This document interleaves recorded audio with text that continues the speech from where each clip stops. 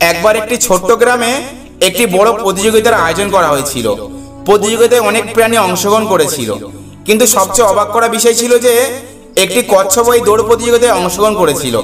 সবাই কচ্ছপকে দেখে হেসে উঠল। তারা ভাবলো, কচ্ছপের মতো ধীরগতির প্রাণী কিভাবে এই প্রতিযোগিতায় অংশগ্রহণ করতে পারে। কেউ কেউ বলল, এই কচ্ছপ কখনোই জিততে পারবে না। কিন্তু কচ্ছপ তাদের কথায় কান দিল না।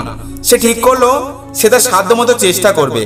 প্রতিযোগিতা শুরু হলো এবং সব প্রাণী দ্রুত দৌড়াতে শুরু করলো। কচ্ছপ ধীরে ধীরে এগোতে থাকলো। সবাই তাকে পিছনে ফেলে এগিয়ে গেল। কিছুক্ষণ পর অন্যান্য প্রাণীগুলো ক্লান্ত হয়ে পড়লো। তারা থেমে বিশ্রাম নিতে লাগলো, কিন্তু কচ্ছপ থামলো না। সে ধীরে ধীরে কিন্তু ধারাবাহিকভাবে এগিয়ে যেতে থাকলো। সবার শেষে কচ্ছপই একমাত্র প্রাণী ছিল যে দৌড় শেষ করতে পেরেছিল। বাকি সবাই ক্লান্ত হয়ে মাঝপথে থেমে গেছিল।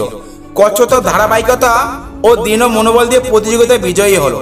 তো বন্ধুরা, এই ছোট্ট গল্প থেকে যে বড় শিক্ষাটা পাই তা হলো, দ্রুতগামী হওয়া বা প্রতিভাবান হওয়াই সবকিছু নয়।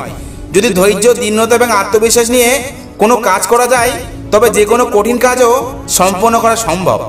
ভিডিওটা ভালো লাগলে অবশ্যই লাইক করে কমেন্টে জানান।